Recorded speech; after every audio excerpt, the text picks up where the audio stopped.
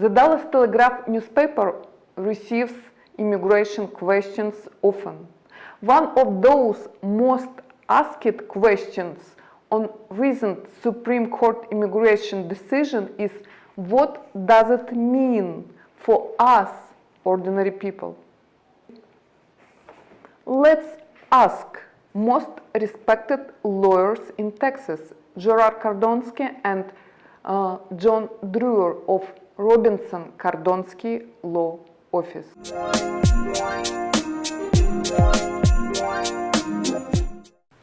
Good afternoon, Gerard. Good afternoon, John. The first question would be for you, Gerard.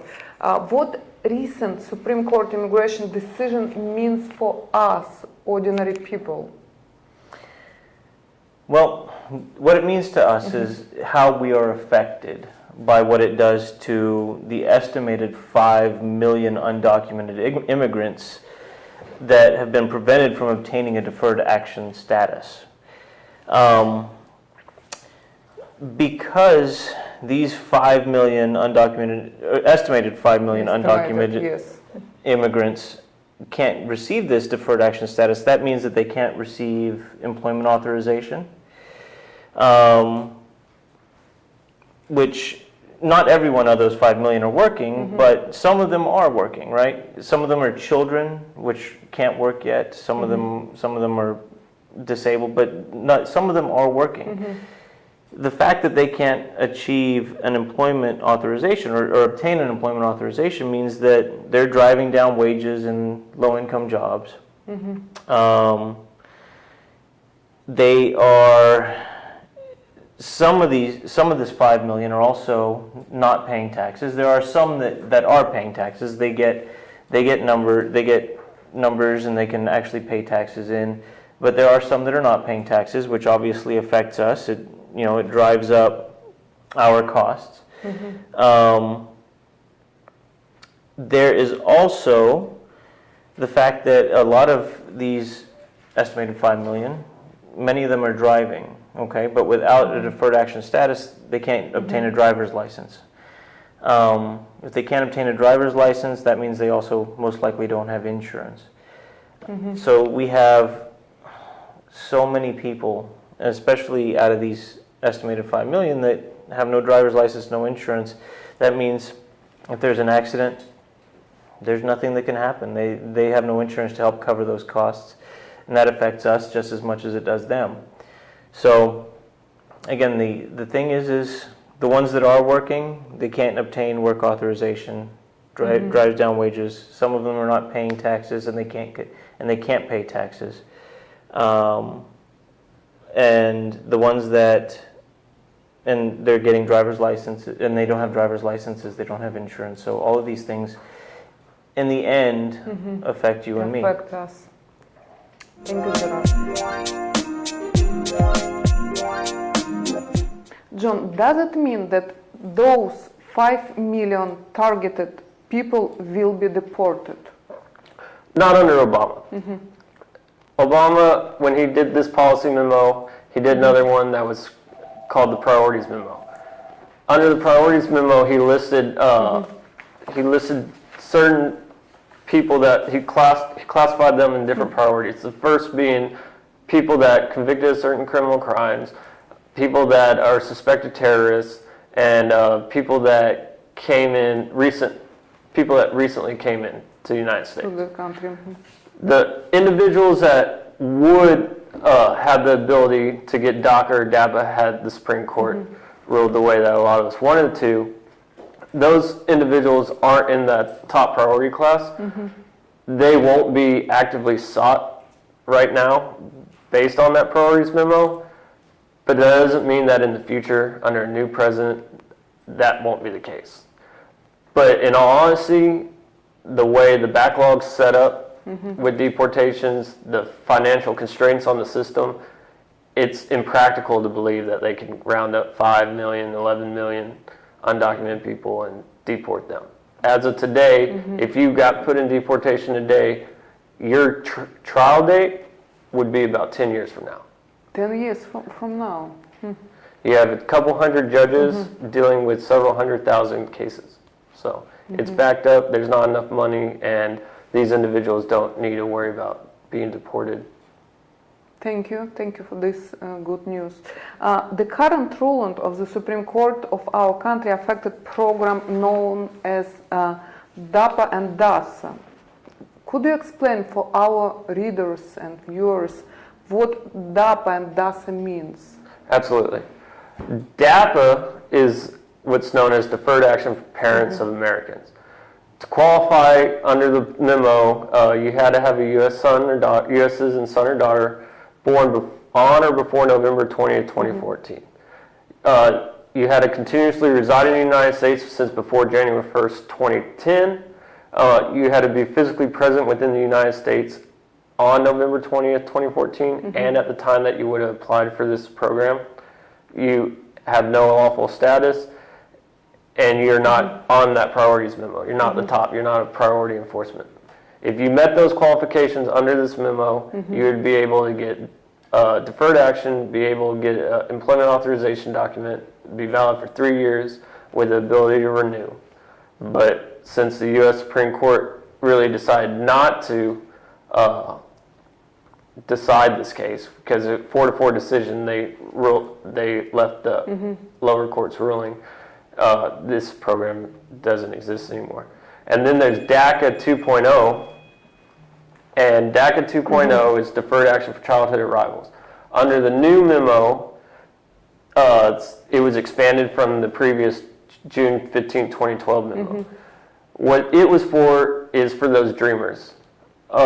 Individuals that came here, they were brought here by their parents, they were under the age of 16 when they came, they resided in the U.S. for a period of 5 years, they went to high school, they had a GED, they were going to school, or they were honorably discharged from the Coast Guard or Armed Forces, had not been convicted of felony or significant misdemeanor.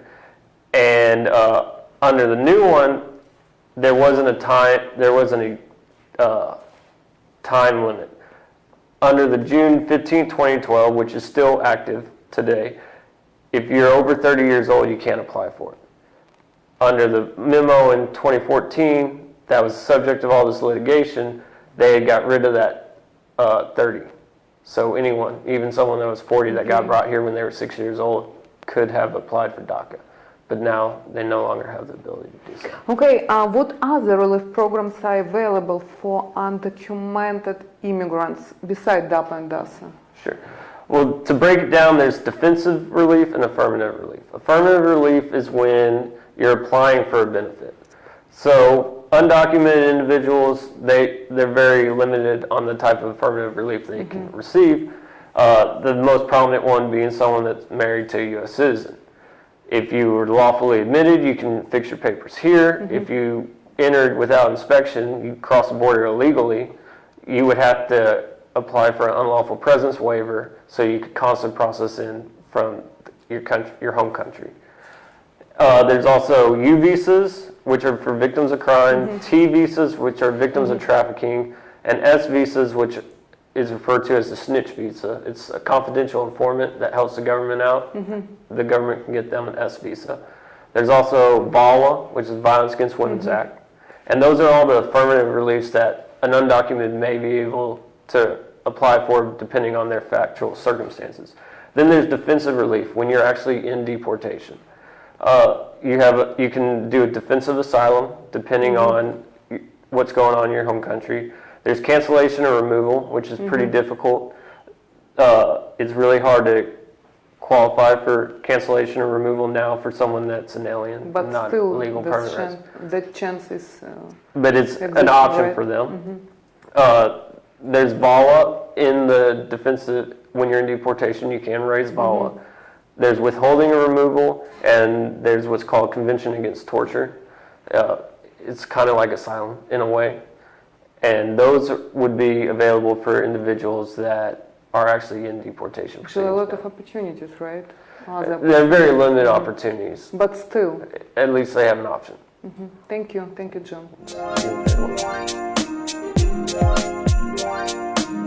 The last question that we have for Gerard is what we can expect from American immigration lawmakers on the subject of immigration reform. it's very difficult to predict, almost impossible to predict. Any true immigration reform means that we have to completely overhaul the entire system. We need comprehensive immigration reform. That is something that we've been attempting to achieve for decades. Okay, but without getting into politics, there's certain members of Congress and the House and that have stalled or prevented this comprehensive immigration reform. A lot of times that's literally for political theater. I mean, they make a show out of immigration in people's lives. And it's a lot of times for political reasons, and unfortunately it's very difficult now to predict when this immigration reform could happen. We have no idea, we have no way to predict how the elections are going to turn out.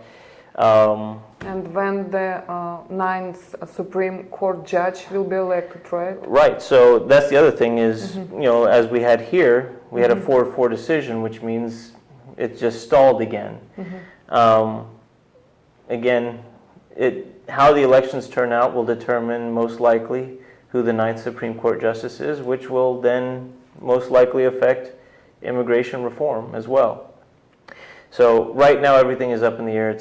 It's difficult or impossible to really determine what the future is when it comes to immigration at this point. Thank you, Gerard.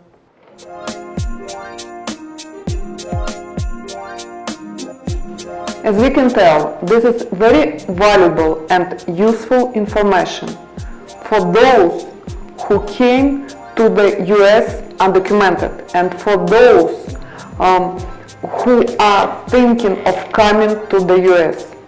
Definitely, you need a good lawyer of level of Robinson Kardonsky Law Office of Dallas to learn of your immigration options and how to become legal in this country and be a law-abiding citizen. Thank you.